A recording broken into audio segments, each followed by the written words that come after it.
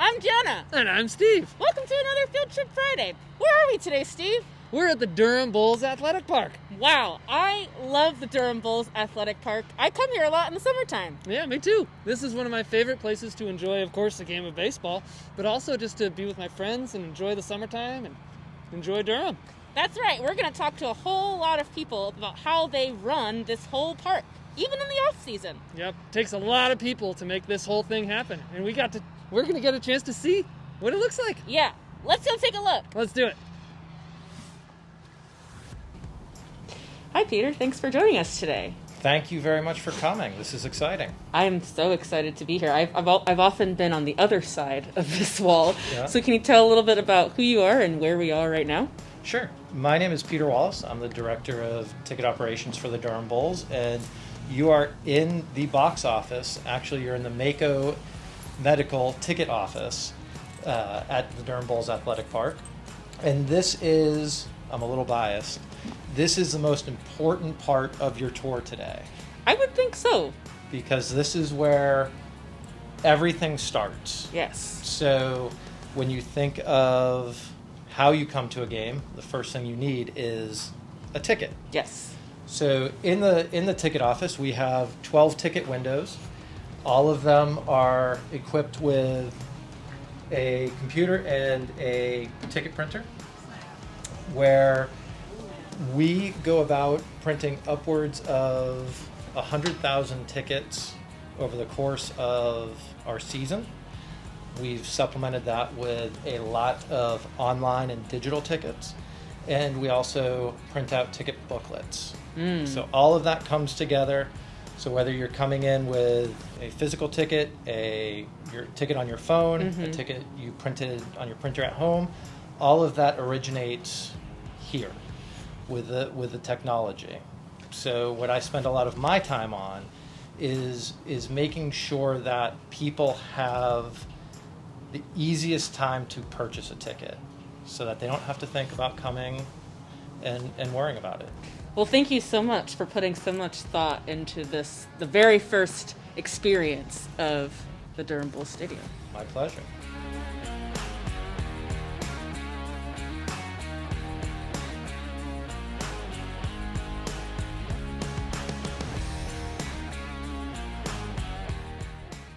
So, Brian, where are we? What is this place? This is the Durham Bulls Ballpark Corner Store, located right at the main gates of the ballpark. Cool. This is awesome. So, Thank how long have you worked here? How did you arrive in this space? And Wow. yeah, tell me a little bit of the story. I don't know if we have enough time for that. This will be my 15th year. Whoa, cool. I went from a young rookie to a seasoned veteran, we'll call it now. So one of the things I'm super excited about showing this video to our audience is that this is happening. This is not baseball season right now. No, so it definitely isn't. Yeah, but it is still kind of Bulls merchandise season. Yes, yeah? it is. We are definitely 12 months a year. Cool. The store is open every weekday. Plus, we have an extensive e-commerce business as well. I'm also the team travel director. Oh wow. So I do all of the scheduling of how the team is going to get to wherever they need to be. That Cool. happens in the off season as well. And we love seeing our fans and customers throughout the year. That's awesome. So just to dig into that a little bit, so you have to organize all the travel and transportation for them Yep. and everything? Whoa, that's got to be a big job. I'm given the schedule with a blank slate and figure out how they're going to bus, they're going to fly, hotels, cars, any way that a player or coach needs to get somewhere. I prep that throughout the offseason. Thanks, Brian. Appreciate it. Thank you. Yeah.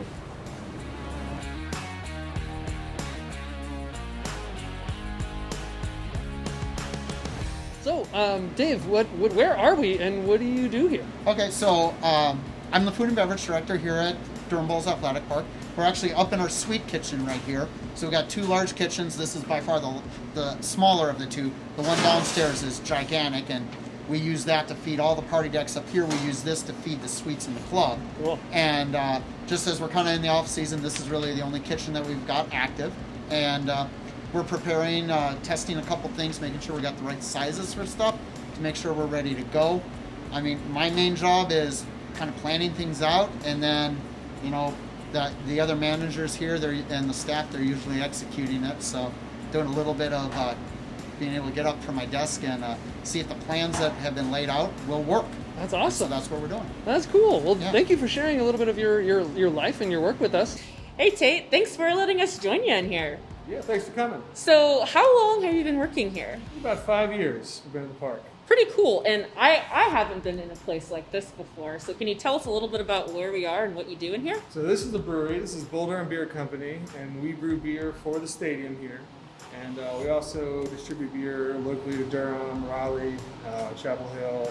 I think we even go all the way to the coast just Wow. a little bit, and we're trying to get further west. Cool. So that'll be happening in the next few months, hopefully. Very cool. But we make beer for the park here, and we serve it on two little bottoms-up dispensers, which are pretty cool, although we don't have them out now. And then there's other points in the park too where you can buy our cans and our beer on tap. Thank you, Tate, Yeah, so thanks, much. Tate. You're welcome. Thank you. I love coming to Bulls games, but I'm never in this area here. What can you Yeah. tell us about this space? It's pretty cool. So this was new in 2014.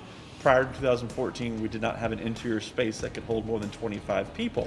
Oh. Ironically, right now during COVID, we can only have 25 people in here, so that's kind of funny. Yeah. But we're in the PNC Triangle Club, and so it overlooks home plate and the rest of the field.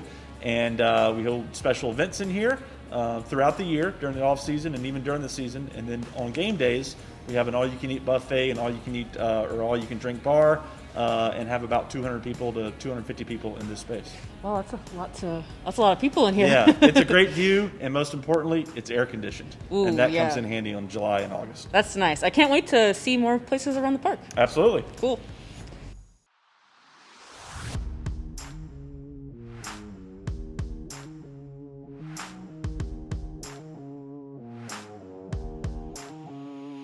So, Emily, can you tell us who you are and where we are and what this place does? Yeah, sure. So my name is Emily Almond. I'm the marketing and fan engagement coordinator. And right now we are in game operations room. So this is basically the control room for anything video board related, audio related, anything that you kind of see here inside the stadium except for the actual baseball game starts here. So Nice. yeah, it's kind of Grand Central Station. Yeah, Wow, yeah. that is really cool. And I do hear a lot of sounds when I'm here. Absolutely. Yes, our music operator actually sits right behind you Cool. and handles everything. We can pipe sound into basically every crevice of the stadium, back in the club and out front, on the concourse, inside the concourse bathrooms, basically like anywhere that you would ever go inside the ballpark, there can be different types of sound. And it doesn't all have to be the same, which is really cool. I've always been curious, is there like rehearsal for this, or how do folks learn to do this? Like, because Yep. y'all do a good job, and I'm always like, man, how's that? Thank you. So we do have, at the start of every year, we do have like a dress rehearsal type, just training session where we go over, what happens on the video board, basically how to use everything. And then also every game, I write a game script for, write a production rundown. So it basically has from when gates open, say for a 7:05 game, from 6 o'clock to 7:05, everything down to the second is scripted out. Wow. And then from first pitch to the end of the game, every half inning is scripted out. So I do that for every single game. You can tell what's on every single one of our 8 video boards, what's on, what's going to be playing on the sound system, what's on TVs.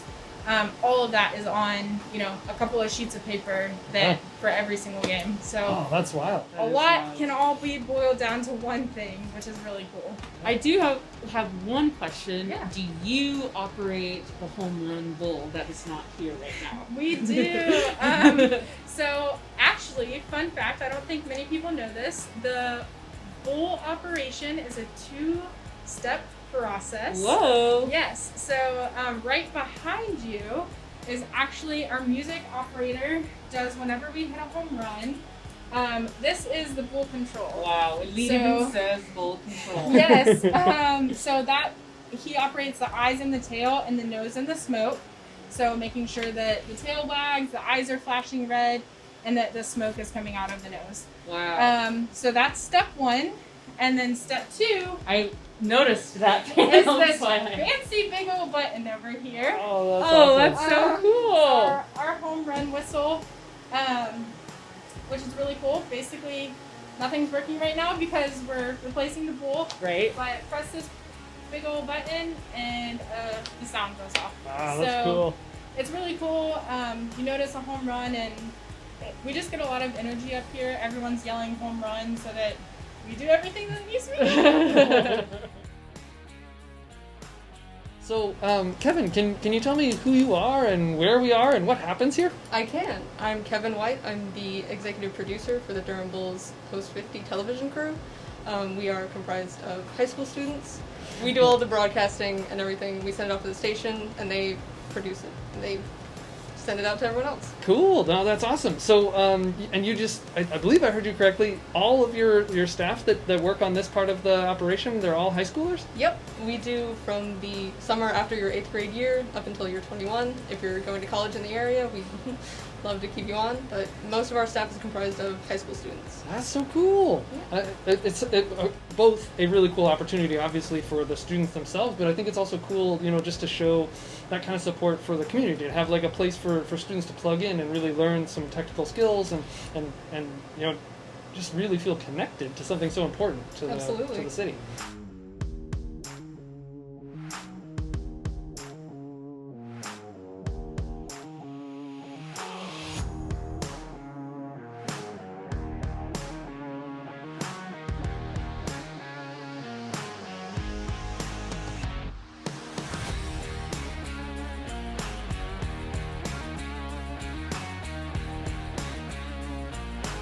So Scott, where are we? Yeah, we're in the dungeon right now. We're in a place. A lot of the places that we visited today, a lot of people come in and out of them, right? And the public can go to some of those places as well. This is a spot where the public is not allowed to come to, and very few people get to come in, other than our team. We are in our Durham Bulls clubhouse, and specifically we're in the locker room portion of the home clubhouse. So we have 2 clubhouses. Technically, we have 3. We have the Bulls clubhouse, we have the visiting clubhouse, and we have a clubhouse for Duke baseball as they play all their home games here as well. So their clubhouse is done in the right field corner. But yeah, this is the Bulls locker room. So we're standing here in front of Blake Snell's jersey.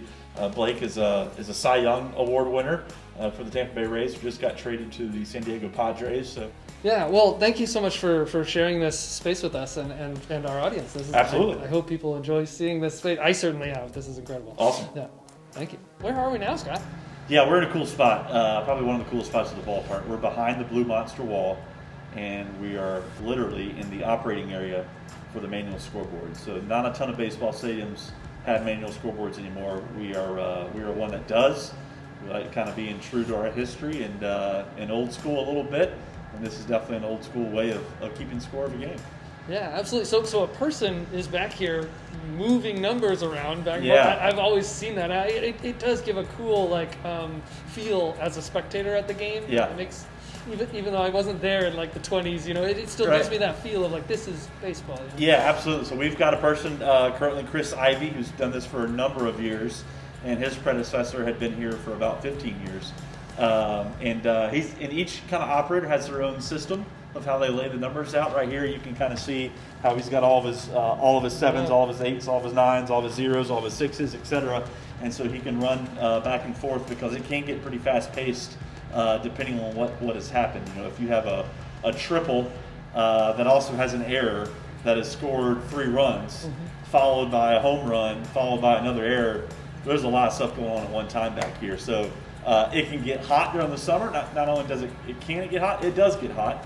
But he has a lot of fun back here and has his own way of doing things, and it's definitely a cool perspective of watching the game as well through one of the top of the ninth window where he watches the game from.